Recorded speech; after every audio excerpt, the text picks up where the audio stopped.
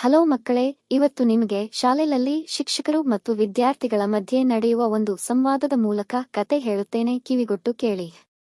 ಒಂದು ಊರಿನಲ್ಲಿ ಆದರ್ಶ ಎಂಬ ಬುದ್ಧಿವಂತ ಮತ್ತು ಜವಾಬ್ದಾರಿಯುತ ಬಾಲಕನು ತನ್ನ ತಾಯಿ ಮತ್ತು ತಂದೆಯ ಜೊತೆಗೂಡಿ ಬಡ ಮನೆಯಲ್ಲಿ ಬೆಳೆಯುತ್ತಿದ್ದ. ಆದರೆ ಅವನ ಸದ್ಗುಣಗಳು ಎಲ್ಲರಿಗೂ ಮಾದರಿಯಂತಿದ್ದವು.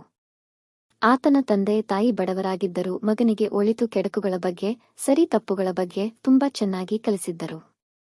ಆದರ್ಶ್ ಪ್ರತಿದಿನ ಬೆಳಿಗ್ಗೆ ಬೇಗನೆ ಎದ್ದು ಮನೆಯ ಕೆಲಸಗಳಲ್ಲಿ ತಾಯಿಗೆ ಸಹಾಯ ಮಾಡುತ್ತಿದ್ದ. ನಂತರ ಶಾಲೆಗೆ ಹೋಗುತ್ತಿದ್ದ. ಅಲ್ಲಿ ಶಿಕ್ಷಕರ ಪಾಠಗಳನ್ನು ಚೆನ್ನಾಗಿ ಮನಗಂಡು ಕಲಿಯುತ್ತಾ ಎಲ್ಲರ ಜೊತೆ ಸ್ನೇಹದಿಂದ ನಡೆದುಕೊಳ್ಳುತ್ತಿದ್ದ. ಒಂದು ದಿನ ಶಿಕ್ಷಕರು ಎಲ್ಲಾ ಮಕ್ಕಳಿಗೆ ಕೇಳಿದರು, ಮಕ್ಕಳೇ, ನೀವು ಮುಂದೆ ಏನಾಗಬೇಕೆಂದು ಬಯಸುತ್ತೀರಿ ಎಂದು. ಒಬ್ಬ ಹುಡುಗ ನಾನು ವೈದ್ಯನಾಗುತ್ತೇನೆ ಎಂದ, ಮತ್ತೊಬ್ಬ ಇಂಜಿನಿಯರ್ ಆಗುತ್ತೇನೆ ಎಂದ, ಮಗದೊಬ್ಬ ತನಗೆ ರಾಜಕೀಯದಲ್ಲಿ ಆಸಕ್ತಿ ಇದೆ ಅಂತ ಹೇಳಿದ. ಆಗ ಆದರ್ಶ ಹೇಳಿದ, ನಾನು ನಿಮ್ಮಂತೆ ಒಳ್ಳೆಯ ಶಿಕ್ಷಕನಾಗಬೇಕೆಂಬ ಆಸೆ. ಅವರೆಲ್ಲ ಹೇಳಿದಂತೆ ಡಾಕ್ಟರ್, ಇಂಜಿನಿಯರ್ ಅಥವಾ ಏನೇ ಆಗಬೇಕೆಂದರೂ ಕೂಡ ಅದು ಒಳ್ಳೆಯ ಶಿಕ್ಷಕರ ಪರಿಶ್ರಮದಿಂದ ಮಾತ್ರ ಸಾಧ್ಯ.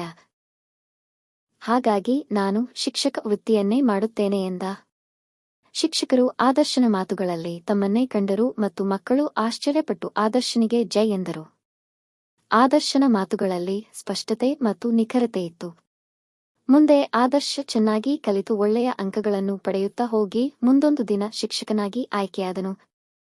ಗುರಿ ಸಾಧಿಸಿದ ಸಂತೋಷದಲ್ಲಿ ತನ್ನ ಗುರುಗಳನ್ನು ನೆನೆಯುತ್ತಾ ದೇವರಿಗೆ ಕೃತಜ್ಞತೆ ಸಲ್ಲಿಸಿದನು. ದಿನಗಳೆದಂತೆ ಬಡತನದಿಂದ ಮುಕ್ತನಾಗಿ ಶ್ರೀಮಂತನಾಗಿ ತಂದೆ ತಾಯಿಯನ್ನು ಚೆನ್ನಾಗಿ ನೋಡಿಕೊಂಡನು. ಶಾಲೆಯಲ್ಲಿ ಮಕ್ಕಳಿಗೆ ನೀತಿ ಪಾಠಗಳನ್ನು ಹೇಳುತ್ತಾ ಅವರನ್ನು ಬೆಳೆಸುವತ್ತು ಮುಂದಿನ ತಲೆಮಾರನ್ನು ತಯಾರು ಮಾಡುವತ್ತ ದೃಢ ಹೆಜ್ಜೆ ಇಟ್ಟಿದ್ದನು. ಮಕ್ಕಳೇ, ನೀವು ಕೂಡ ಆದರ್ಶನಂತೆ ವಿದ್ಯೆ ಕಲಿತು ಸಮಾಜದಲ್ಲಿ ಎಲ್ಲರಿಂದಲೂ ಬೇಷ್ ಎನಿಸಿಕೊಳ್ಳಬೇಕು.